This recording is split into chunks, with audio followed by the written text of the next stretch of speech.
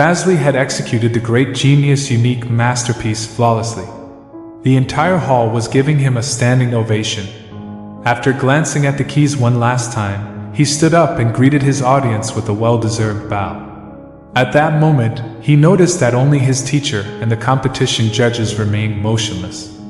His teacher's reaction was understandable. The scores the judges would give would determine the outcome of the competition, and in just a couple of minutes, the judges, as a symbol of their impartiality, had chosen to remain still. Fazlı left the stage with slow and confident steps and sat next to his teacher, Abdullah. The hall was still clapping.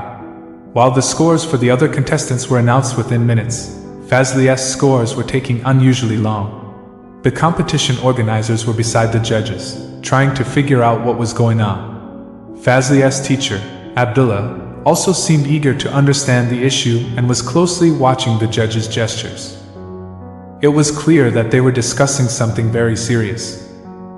Finally, the head judge indicated that he was ready to announce Fazlı's scores and the results of the competition.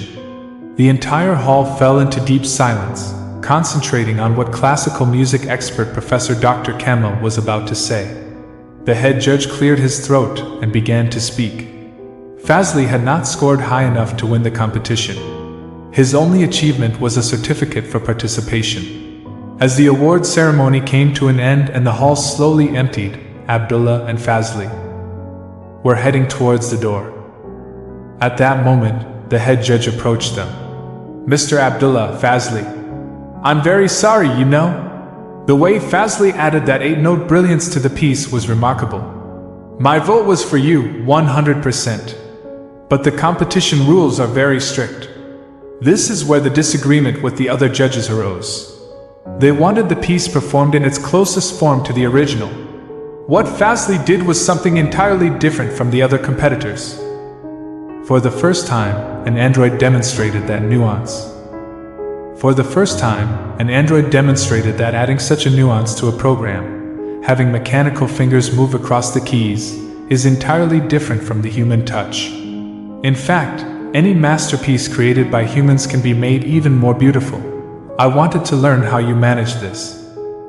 Thank you, Professor.